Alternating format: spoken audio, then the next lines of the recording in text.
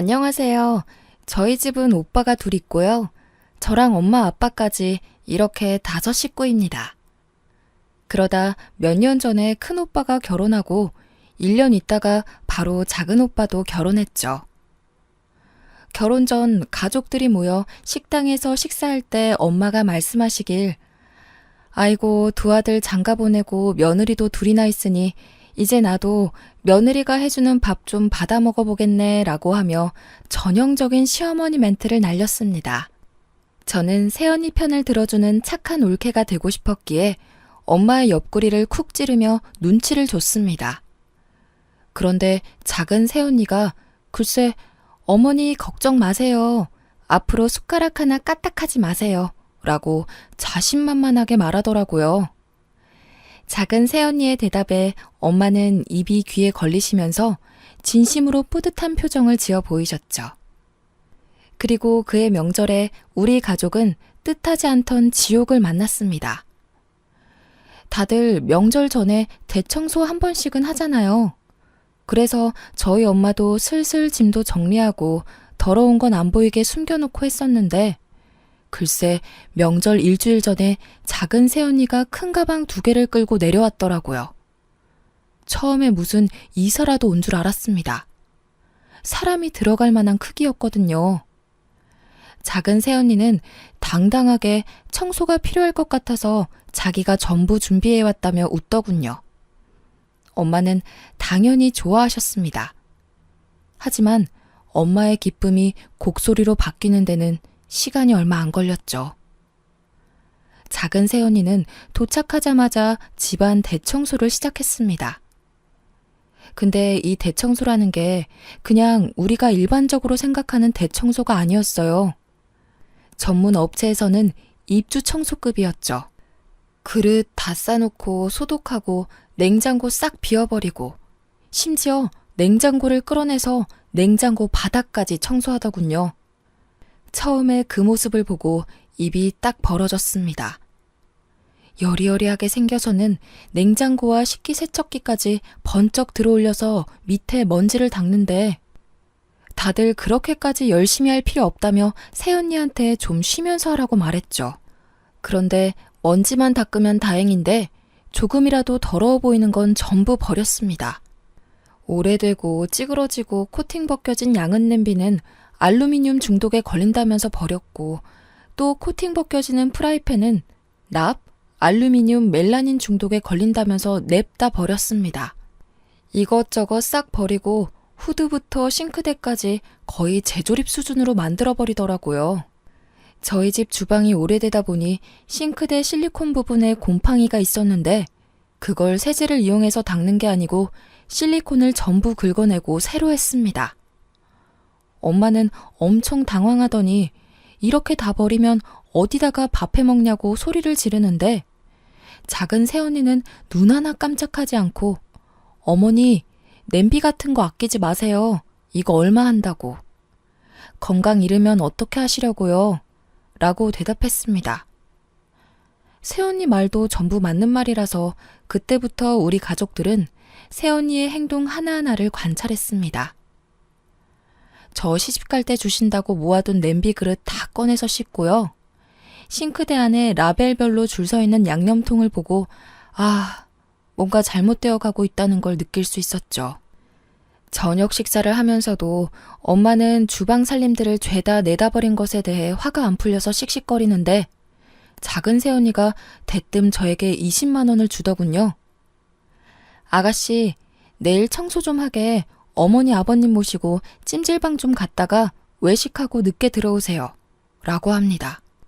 오늘의 일을 떠올려 볼 때 엄마와 제가 집을 비운다면 얼마나 무시무시한 결과를 초래할지 덜컥 겁이 나긴 했거든요.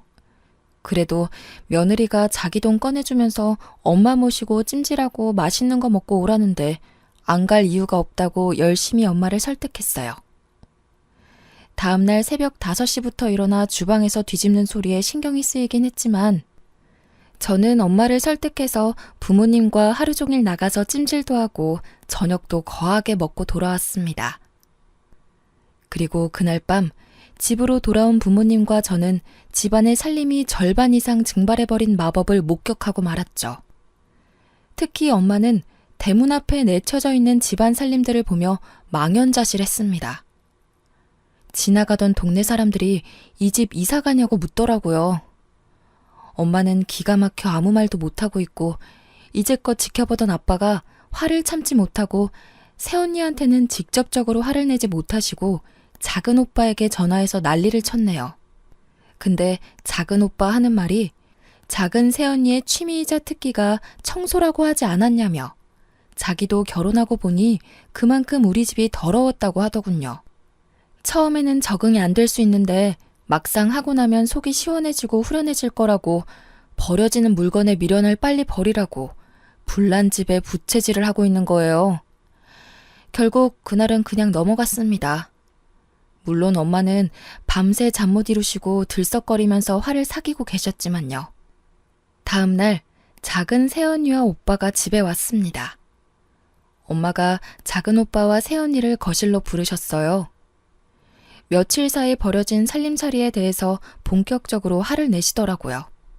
그랬더니 새언니가 핸드폰을 꺼내 청소 전 찍어둔 사진을 보여주며 어머니, 이런 기름때에 곰팡이 덕지덕지 된 곳에서 어떻게 사셨어요? 아버님 보세요.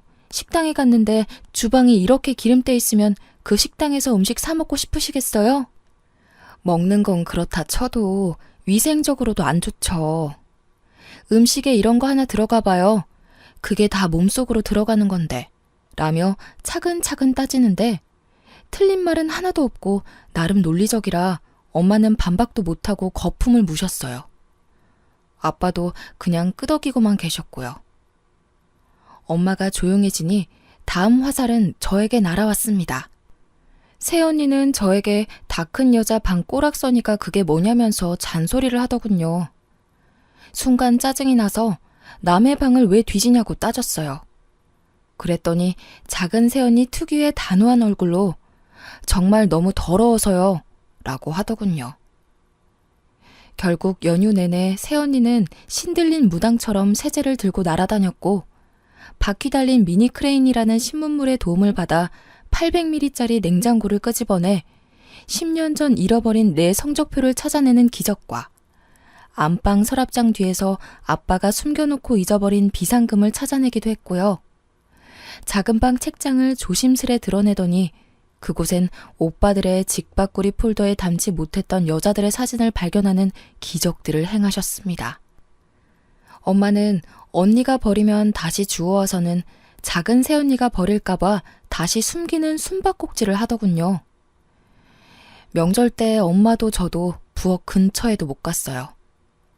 큰 새언니 역시 영문도 모른 채 싱크대 근처도 못 가고 피난 행렬에 동참했죠. 작은 새언니는 본인이 일하는 주변에 사람들 오는 거 정말 싫다고 단호히 선언했기에 온 가족이 작은 새언니 주변에 얼씬도 못했네요.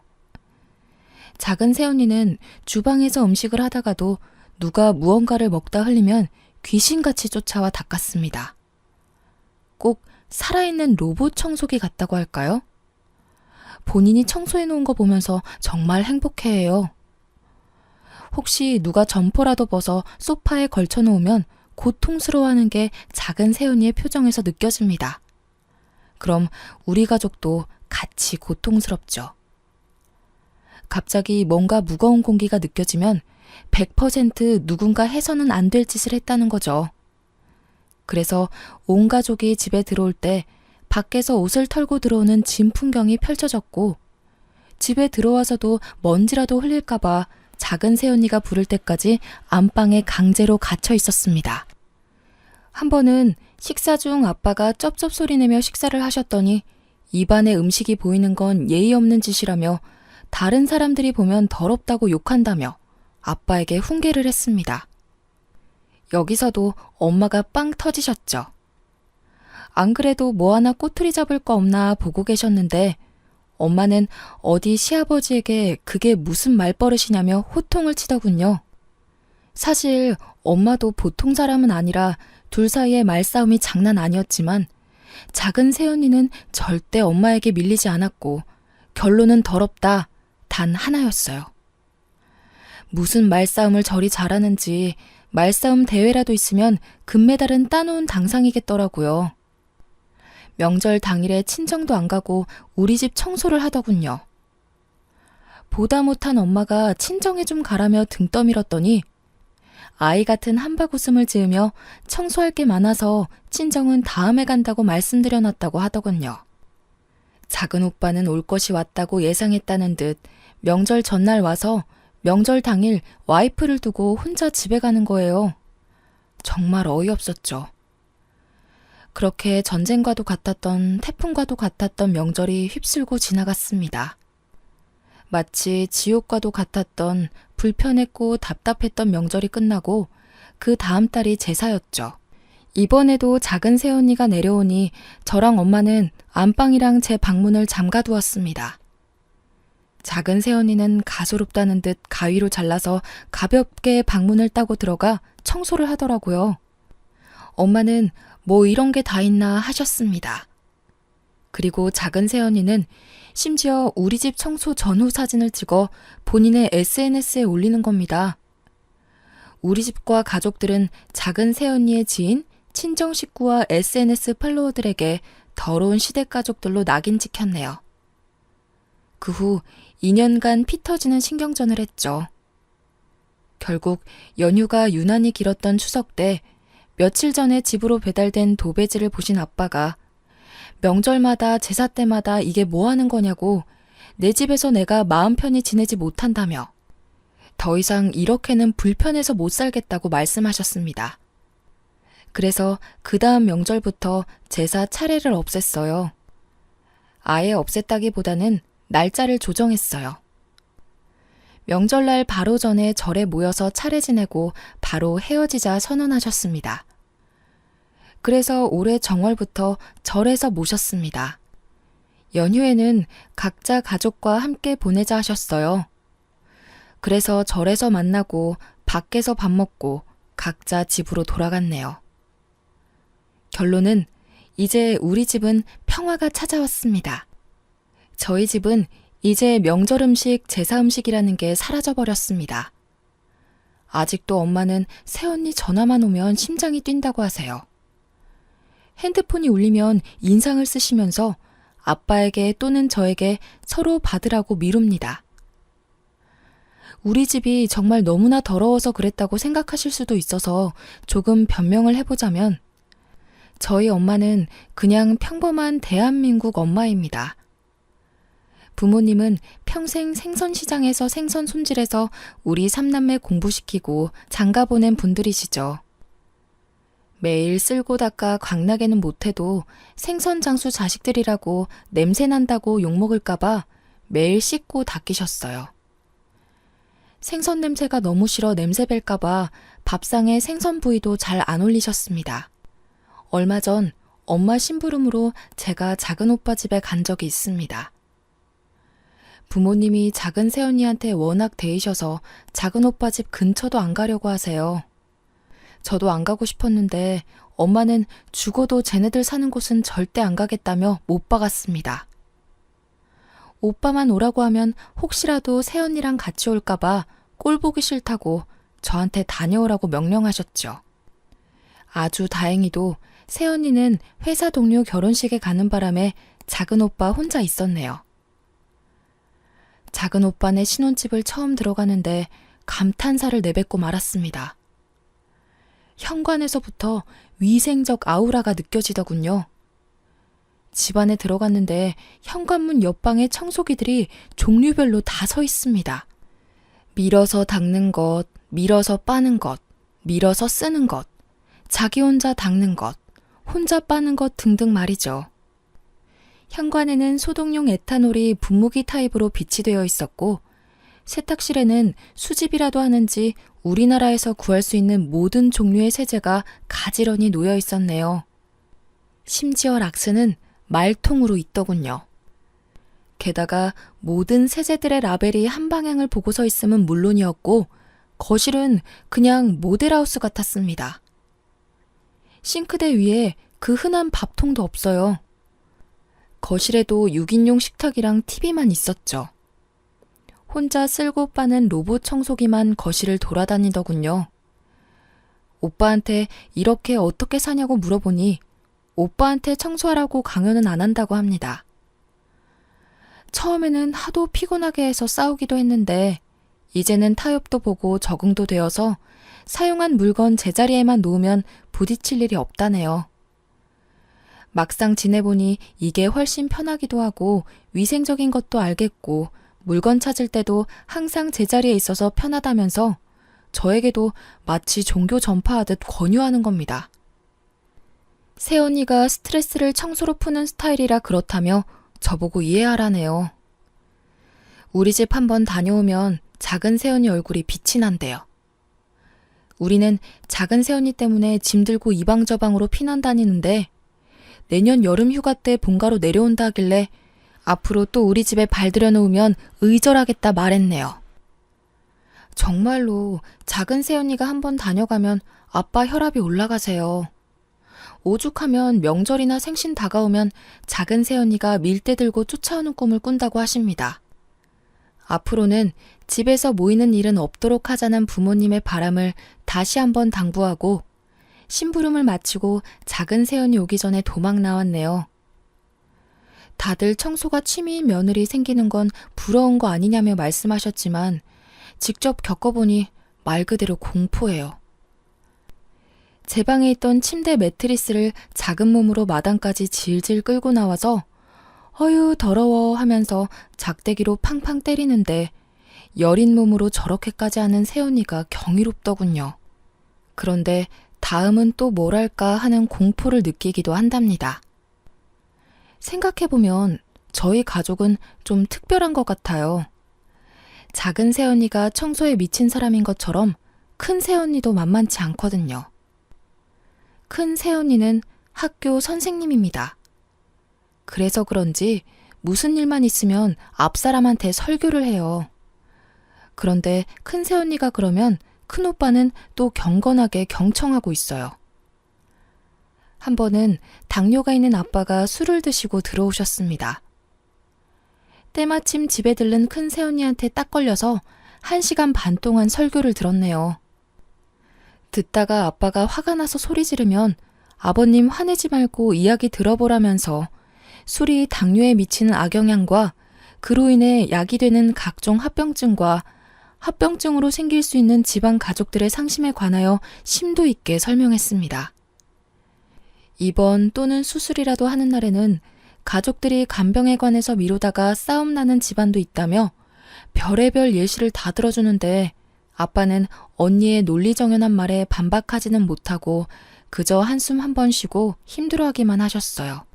큰 새언니가 입을 한 번 열면 아주 그냥 박찬호급이에요. 다들 알겠으니 그만하라고 설득하면 아니요, 아직 덜 끝났어요 하면서 또 다른 예시를 들더니 하나하나 다시 설명합니다. 큰오빠는 제대로 조련되었는지 큰 새언니가 입만 열면 말리지는 못할 망정 경건하게 경청하면서 추임새도 넣어요. 더 웃긴 건 작은 오빠도 그런 큰 새언니를 욕했었어요. 시부모를 학생 보듯 한다고 그랬던 작은 오빠는 작은 새언니를 데려왔네요. 큰 새언니랑 작은 새언니랑 붙으면 누가 이길까요? 사실 한번 새언니 둘이서 붙은 적이 있어요. 작은 새언니가 락스를 생수처럼 쓰는 걸 보고 큰 새언니가 동서 나랑 이야기 좀 해 라고 입을 열었죠. 뭔 일이 나려나 싶어 온 가족이 긴장했네요. 하지만 새언니들의 싸움은 얼마 지나지 않아 작은 새언니의 완승으로 끝났습니다. 큰 새언니는 동서, 락스는 독성 물질이 어쩌고 저쩌고 지나치게 사용하면 어쩌고 저쩌고 작은 새언니가 더럽지 않아요? 라고 말하고 큰 새언니가 하지만 락스는 독성가스가 어쩌고 저쩌고 말하면 작은 새언니는 깨끗하지 않아요? 다시 큰 새언니가 그래도 가족의 건강을 생각해서 어쩌고 저쩌고 라고 하니 작은 새언니가 그럼 형님이 하실래요? 제가 보고 배울게요 라고 하더군요. 결국 큰 새언니가 미안하다고 하고 이렇게 허망하게 끝났네요. 그 뒤로 작은 새언니가 주방일 끝내고 돌아서면 큰 새언니가 바로 짐 챙겨서 식구들 몰고 청소 끝낸 방으로 들어갑니다. 무슨 대관령 양떼 목장의 양떼 같아요. 우리 엄마 아빠 평생 생선 팔아 과외시켜 좋은 대학 보내고 집 사서 장가 보냈더니 깔끔 대마왕 서장훈과 투머치 말 많은 박찬호를 데려왔네요. 두 분께 개인적인 감정이 있는 건 아닙니다. 그쪽으로 유명한 대명사라서 언급했습니다. 중간에 낀 저로서는 남은 엄마 아빠가 걱정인 거죠. 저야 시집 가면 벗어나는 거니까. 하지만 엄마 아빠는 새언니들과 앞으로 살아갈 날이 훨씬 더 많은데 두 새언니들의 확고한 고집이 꺾일 것 같지 않네요. 뭐 그 고집이 나쁜 쪽은 아닌 거니까 다 듣고 보면 틀린 말은 아니고 다 좋자고 하는 거잖아요. 본인들 고생하겠다고 시간 내서 저러는 거니 하루빨리 엄마 아빠가 새언니들을 인정했으면 하네요. 그저 시부모의 숙명으로 받아들이면서 잘 맞춰서 오래오래 스트레스 받지 않고 잘 지냈으면 하는 바람입니다. 하루빨리 우리 집에 평화가 찾아오길 바래요. 제 이야기는 여기까지입니다. 다들 행복하세요.